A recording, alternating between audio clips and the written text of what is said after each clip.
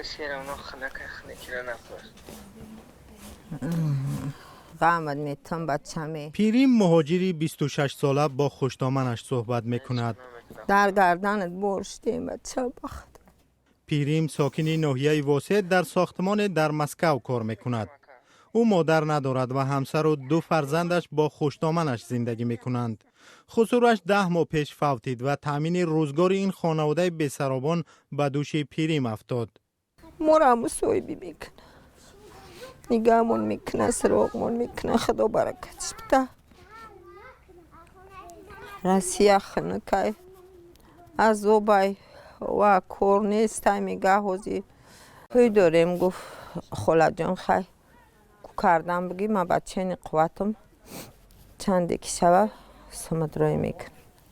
نه تقاس که گذاشت گفت خاله زنی من اینجا قطعه بیسته تو دم زیقی گلکو همی جان تا زیق نشوی.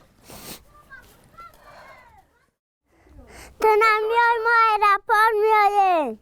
پیریم 2 سال باز امکانی بازگشت به وطن را ندارد. اول حجت‌هایش مشکل داشت، بعدم پاندمی کرونا ویروس راهش را بست.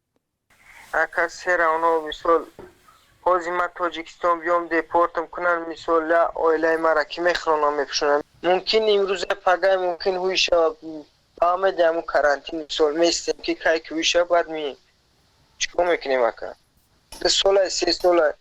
آرزویش این است که در وطن جای کار پیدا شود و برای همیشه برگردد و آرزوهای نیمه تمامش را عملی کند. سیگا با که یکم کس نمیفوره مثال ایدیل خودش بخیزه بیام مسکو. هر آدم یکم مثال مشکل داره، یکم پرابلم داره میخیزه میام مسکو کار کنیم. مثلا کس میگه زن بگیریم، کس میگه خیلی کنم زندگیم خیلی نشوده. مثال ساختمان داشتم مکانیم کلمون